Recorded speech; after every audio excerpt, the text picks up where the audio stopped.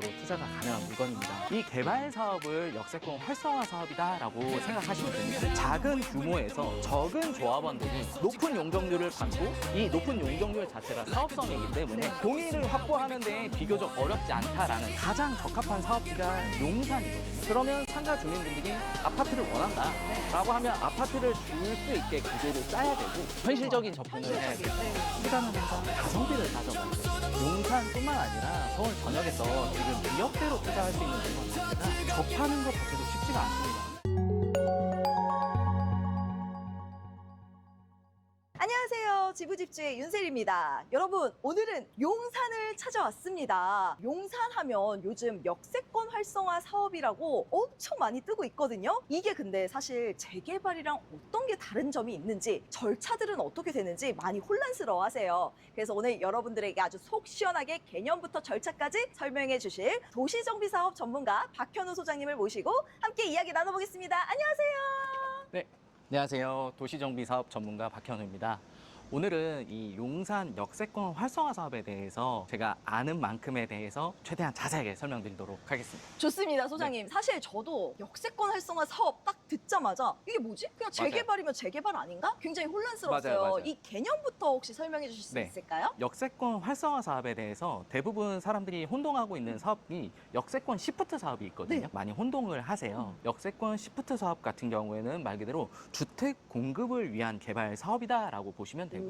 일반 재개발에서 흔하게 말하는 주택 공급이다라고 보시면 되는데 역세권 활성화 사업은 성격이 약간 다릅니다. 똑같은 재개발이기는 하지만 상권 활성화의 목적도 있고요. 그 위에 이제 주택을 공급하는 이 개발 사업을 역세권 활성화 사업이다라고 생각하시면 됩니다. 아직 잘 이해가 되지는 맞아요. 않아요. 그래서 우리가 한번 이 일대를 걸어보면서 네. 좀 정확하게 맞아요. 절차들이나 어떤 부분들이 네. 변화를 일으키는지 한번 이야기 네. 나눠보실까요? 용산은 개발을 해야 될 땅들이 너무 많아요. 지금 네. 주변을 한번 보시면 진짜 근데 많이 네. 노후화됐다. 저희 엄마 아빠 옛날에 이제 오토바이 타고 다녔을 때 맞아요, 그 맞아요. 시절이 떠올라요. 맞아요. 또 반대로 저쪽을 보시면요. 오! 용산 국제업무지구가 올라올 땅이거든요. 아, 저쪽이에요? 예. 어머, 피디님 저쪽 한번 비춰주세요. 저쪽에 이제 우와. 드래곤시티라는 건물들이 보이는데요. 용산 국제업무지구가 올라오게 되면 네. 100층, 70층, 50층 건물들이 올라오게 되거든요. 아. 그러면 이제 호텔은 가려지게 돼요. 그만큼 이제 용산에는 개발 호재들도 많고 네. 큰 건물들이 굉장히 많이 올라간다라고 보시면 돼요. 사실 지금 제가 이렇게 주변을 딱 둘러봤을 때 네. 서울에서 또 용산이잖아요. 맞아요. 용산인데 이렇게 허름하다고 그리고 건물이 낮다고 맞아요. 라는 생각이 너무 많이 들어서 네. 사실 이 땅이 너무 아까워요. 맞아요. 그래서 네. 개발 계획에 대한 가이드를 잡을 때 서울은 네. 전반적으로 이제 지을 수 있는 땅들이 그렇게 많지가 않거든요. 그렇죠. 한정적이죠. 그래서 높이 올라갈 수 있는 설계를 지금 생각을 하고 있는데 아. 가장 적합한 사업지가 용산이거든요. 용산 국제업무지구라고 해서 네. 어마어마한 업무 수요가 생기는 곳이잖아요. 아. 업무 수요가 생기게 되면 당연히 직주 근접에 대한 수요라든지 엄청 높아지죠. 네, 관광 수요까지도 발생을 하게 맞네요. 돼요. 국제업무지구 하면 이제 네. 관광객들 몰려오겠네요. 맞아요. 그래서 오. 대규모의 대단지 아파트로의 공급이 아니라 상권 활성화도 해야 되고요. 오. 그 안에 맞춰서 주택 공급을 해야 되는데 네. 가장 큰 차이점은 뭐냐면 말 그대로 국제업무지구잖아요. 그쵸. 이 수요 자체가 외국인들이에요. 외국인들은 대부분 월세로 거주하는 형태이기 때문에 네. 외국인의 거주 형태에 맞게 설계도 그렇게 변경이 돼야 된단 말이에요. 그래서 대단지에 대한 니즈보다는 네. 소규모의 작고 빠르게 사업을 진행할 수 있는 역세권 활성화 사업이 좋다라고 생각을 하시면 돼요. 아, 작은 토지지만 네. 효율성을 극대화하겠다라는 맞아요. 게 이제 역세권 활성화 사업이다. 네. 개념은 이제 이해되셨죠? 네. 제가 공부를 좀 이것저것 많이 해요. 네. 사실 재개발을 공부하다 보면 신통기나 맞아요. 뭐 모아타운 네. 그런 사업과 네. 지금 이 역세권 활성화 사업을 네. 조금 구분 지어봤을 때 속도감에서 어떻게 다른지도 좀 궁금해요. 그렇죠. 신통이나 네. 모아타운 같은 경우에는 주택을 공급하는 사업이고 네. 동의 요건이 이제 75%를 갖춰야 하는 사업이잖아요. 이 역세권 활성화 사업도 사실은 똑같은 동의 요건을 필요로 하는 사업인 건 네네네. 맞아요. 근데 작은 규모에서 적은 조합원들이 높은 용적률을 받고 이 높은 용적률 자체가 사업성이기 때문에 네. 사업성이 좋아지는 거라서 동의를 확보하는 데 비교적 어렵지 않다라는 장점이 있거든요. 동의 확보가 굉장히 빠르다라는 장점이 있고, 신통이나 모아타운을 비교를 해봤을 때 역세권 활성화 사업 같은 경우에는 상권 활성화의 목적도 같이 있기 때문에 상가를 가지고 계신 주민분들도 본인의 권리가액만큼 아파트라든지 네. 오피스텔, 상가를 다 선택받을 수가 있어요. 일반 재개발 같은 경우에는 상가가 대지 지분을 크게 가지고 있지 않은 이상 네. 일반적으로는 주택을 받기는 조금 어려운 부분이 있거든요. 근데 이 역세권 활성화 사업은 상권 활성화의 목적이 있기 때문에 대부분의 소유자들이 상가를 보유한 경우가 많아요. 상가 소유자분들을 설득시키고 동의서를 확보를 하게 되려면 당연히 이 상가 주민분들의 의견이 중요하겠잖아요. 그렇죠. 네, 그러면 상가 주민분들이 아파트를 원한다 네. 라고 하면 아파트를 줄 수 있게 구조를 짜야 되고, 이 역세권 활성화 사업은 그런 부분이 가능하기 때문에 신통이라든지 모아타운으로 투자를 해서 주택을 받아야겠다라고 생각하시기보다는 역세권 활성화 사업으로 내가 상가를 가지고 있는데도 입주권을 받을 수 있네? 네. 이런 생각으로 투자를 좀 접근해 보시면 괜찮지 않을까. 지금 역세권 활성화하면 말 그대로 초역세권에 맞아요. 내가 주거를 받을 수가 맞아요. 있는 거잖아요. 맞아요. 이거야말로 진짜 완전 신통방통한 사업이 아닌가라는 네. 생각이 드네요. 이 역세권 활성화 사업에 대해서 대부분 사람들이 아직 모르고 계시는데, 서울시에서 만들어진 사업이고 서울시에서 이 사업을 만들었을 때도 상권 활성화의 목적을 같이 계속 두고 있다라고 계속 말씀드리고 있잖아요. 네. 상가를 빨리 개발시키고 주택을 공급시키겠다라는 목적으로 만든 사업이란 말이에요. 우리 소장님 말씀대로 이 역세권 활성화 사업이라는 게 말 그대로 역세권을 활성화시키겠다라는 건데, 그럼 네. 뭐 서울 전역 역세권에선 다 가능한 거잖아요, 사실. 가능합니다. 네. 그런데 왜 최근에 이렇게 용산이 주목받고 있는 거예요? 이 부분이 가장 핵심이라고 할 수 있는데요. 네. 역세권을 활성화하는 목적이 있다라고 하면 말 그대로 서울 전역에서 해야 되거든요. 그렇죠. 근데 왜 용산에서 주목을 받냐면, 용산 같은 경우에는 외국인 관광 수요가 이제 국제업무지구 때문에라도 많아질 거잖아요. 네. 이 역세권 활성화 사업이 관광 숙박시설에 대한 인센티브를 부여하거든요. 관광 숙박시설을 지으면 용적률에 대한 혜택을 더 줘요. 원하는 네. 그런 시설을 만들어주면 네. 내가 더 높이 쌓는 걸 맞아요. 허용해줄게 이거죠.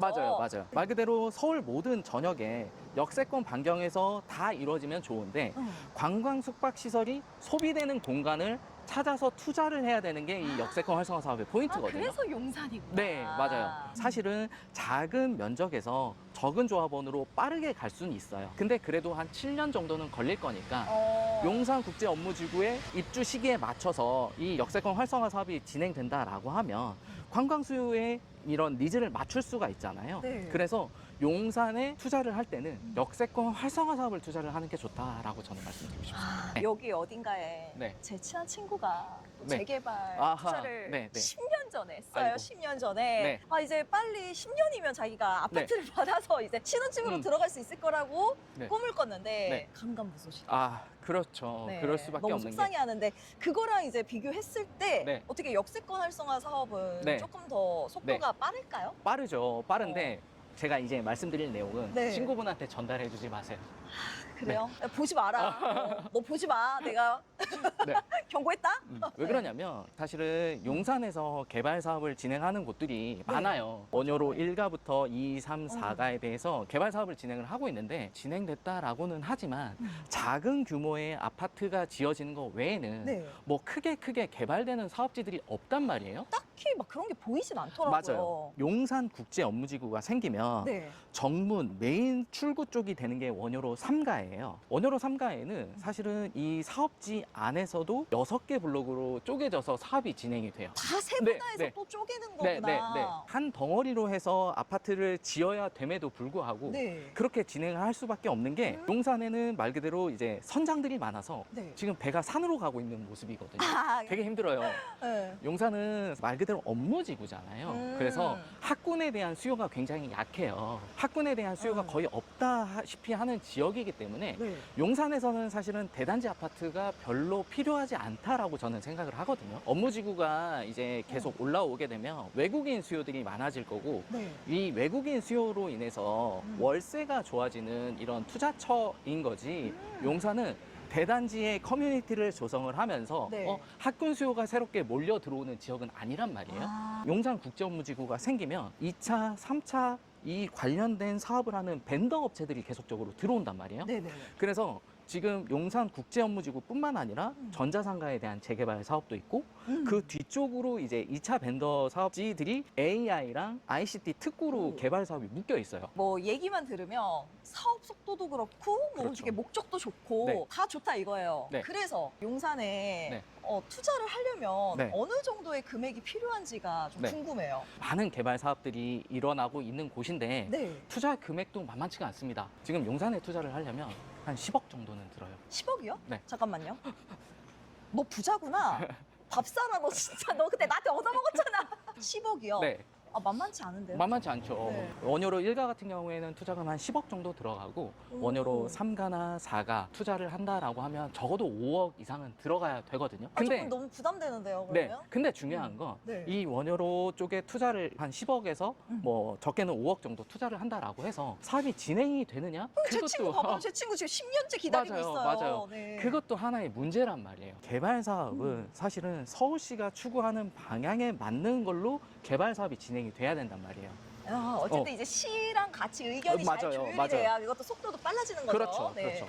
서울시는 이 용산을 작게 높게 짓는 사업을 추구를 하고 있거든요. 그게 대표적인 도시가 일본의 아자부다이 힐스예요. 아자부다 힐스 엄청 좋아요. 네. 완전 고급지잖아요, 네. 건물. 네. 거기가 제일 비싼 건물이 뭐 한 3천억 정도 된다. 3,000원. 네, 유니클로 회장이 거기 뭐 탑층에 거주를 한다. 뭐 이런 얘기가 있어요. 아, 부럽다. 그러니까 용산은 이제 그런 디자인으로 설계가 되고 있거든요. 디자인도 되게 미래 도시 같은 맞아요, 느낌이잖아요. 맞아요. 용산이 근데 그런 게 어울리기는 해요. 네. 저는 사실 여기 아모레퍼시픽 건물 맞아요, 세워졌을 맞아요, 때도 맞아요. 와 진짜 이쁘다. 저기 네. 다니는 친구들 너무 부럽다 네. 이런 생각했거든요. 네. 근데 이제 그거를 각각의 구역을 나눠서 세분화해서 그렇죠. 만들면 네. 여기 진짜 너무 그럼 좋죠. 관광객들이 막 그렇죠. 진짜 엄청 오겠네요. 네. 그 금액을 아까 이제 말씀해 주셔서 10억 정도도 투자할 만하다라는 생각도 또 드는데 네. 우리 시청자분들 또 다양하잖아요. 네, 맞아요. 현실적인 접근을 해야 현실적인, 되죠. 네. 투자는 항상 가성비를 따져봐야 되거든요. 가성비라 하면 기간과 금액과. 적은 돈을 투자해서 그렇죠. 얼마나 더 수익성을 확보할 수 있느냐. 맞아요. 네, 그리고 제일 중요한 게 또 황금성에 대한 부분인데 네. 내가 투자를 했을 때 10억이라는 큰 돈을 깔고 앉았는데 여러 가지 제약 사항으로 인해서 못 팔게 되면 그것도 문제잖아요. 이거 알바끼 되는 거죠. 맞아요. 그러면 너무 슬프다 갑자기. 이게 보통 신통이나 모아타운 같은 경우에는 구역이 지정이 되면 토지거래 허가구역으로 묶여요. 그 전에 그럼 맞아요. 빨리 해야겠네요. 말 그대로 거래가 제한이 되기 때문에 네. 그런 쪽으로의 이제 투자를 하게 되면 한 번 더 깊게 생각을 해야 되는 거죠. 어. 돈이 묶이잖아요. 네 맞아요. 네. 근데 이 역세권 활성화 사업은 상권 활성화의 목적을 띈 주거의 공급이기 때문에 네. 주택 정책에 대한 제한을 받질 않아요. 그래서 오. 투자를 하더라도 언제든지 내가 다시 뺄 수 있고. 아 그래요? 뺄 네. 수도 있어요? 그럼요. 왜냐면 투자금 자체가 작기 때문에 황금성이 좋잖아요. 아 10억이 뭐가 작아요? 2억이요. 저희가 말씀드리는 투자처에 투자를 하시면 아 우리 소장님이 약간 빌드업을 하셨네. 이렇게 10억으로 약간 놀래켜 주다가 네. 우리는 2억이면 된다라고. 맞아요, 맞아요. 2억이면 해볼 만한데? 그렇죠. 사업 속도도 빠르고 제한되는 부분이 전혀 없기 때문에 언제든지 내가 팔고 싶을 때 팔 수 있고. 네. 야 이거 진짜 괜찮은데요. 이런 쪽은 내가 팔고 싶을 때 못 파는 게 맞아요. 가장 큰 걱정, 맞아요. 리스크잖아요. 네. 모든 리스크들이 지금 다 해결된 그렇죠. 느낌인데요. 팔고 싶을 때 팔 수 있다라는 장점도 있지만 네. 내가 물건을 팔 때 어떤 사람이 사느냐 이것도 한번 생각을 해보셔야 되는데 상가를 가지고 있는데 네. 내가 가진 권리가액이 조금 모자라다. 음. 그래서 순위를 높여서 난 좀 더 좋은 물건을 받고 싶다 하는 분들이 사는 거거든요. 말 그대로 권리가액이 합쳐지는 거예요. 일반 재개발에서는 다세대 같은 경우 주택을 구입을 하게 되면 하나만 가져야 되거든요. 네. 다른 물건들은 다 현금 청산이 되는데 이 역세권 활성화 사업에 상가나 사무실을 투자하게 되면 이 사무실의 권리가액을 다 합칠 수가 있어요. 맞아요. 제가 들었을 때는 그 재개발 같은 경우는 몇 개 이상이면 네, 청산당한다고 맞아요. 들었는데 여기는 다 네, 합쳐서 다 합쳐서. 그걸로 내가 더 네, 좋은 순위가 거를 그렇죠. 받을 수 있는 네, 거네요. 네, 네. 그래서 작은 것들을 계속 네. 사가는 거예요. 여기 일대를 돌아다니면서 이제 많은 이야기를 나누다 네. 보니까 역세권 활성화 사업 정확하게 이제 뭔지 알 것 같아요. 네, 네. 그런데 네. 그래서 우리가 가지고 맞아요. 있는 이 네. 물건은 도대체 어디에 있는 거예요? 네, 저희 개발 사업지에 있는 물건은 원효로 2가에 있습니다. 이가요? 네, 원효로 2가 같은 경우에는 예전에는 이제 도심공공복합 사업을 진행을 했던 블럭인데 네. 추진했던 블럭들이 조금 축소가 됐어요. 오. 그래서 원효로 쪽 대로변 라인에서 역세권 활성화 사업을 할 수 있는 블록들이 생겨났거든요. 네, 그 안에 투자처라고 생각하시면 되고요. 원효로 3가 같은 경우에는 용산 국제 업무지구의 정문, 메인 스트리트 역할을 하는 지역이라서 가장 좋게 보일 수도 있는 지역이긴 하지만 네. 작게 다 쪼개져 있고 여러 의견들이 나눠지는 곳이기 때문에 네. 예, 그쪽으로 투자를 하면 시간이 많이 걸릴 겁니다. 시간 소요가 길어지면 네. 가성비가 좋지 않다고 했잖아요. 네, 대부분이 투자를 접근하실 때 수익률만 보시고 접근하는 경우가 많아요. 근데 수익률에 대한 부분을 2번으로 보시고 사업 속도를 1번으로 보시면 볼 수 있는 시야나 이런 입지 조건들이 더 좋아지실 겁니다. 그러면 네. 네, 이가에 있는 우리 물건 아까 2억 정도면 된다고 했는데 계약금이나 이런 네. 부분들이 어떻게 돼요? 총 투자 금액, 매매가는 4억 정도 되고요. 4억 정도? 오. 네, 대출을 활용하시면 한 2억 정도로 투자가 가능한 물건입니다. 아. 그리고 입주권의 개념으로 접근하실 수 있는 물건이기 때문에 투자를 해두시면 좋고 계약금은 20%, 중도금 10%만 있으시면 나머지는 이제 대출을 활용해서 이제 진행을 한다라고 보시면 돼요. 생각보다 소액의 투자로 굉장히 좋은 사업에 내가 상가를 얻어가는 거면 저는 괜찮다고 보거든요. 저도 하고 싶다라는 아, 예, 생각이 맞아요. 진짜 절로 들었습니다. 제가 하고 싶은 물건입니다. 지금 보시면서 굉장히 관심 있어 하시는 분들 계실 텐데요. 망설이지 마시고 여기 상담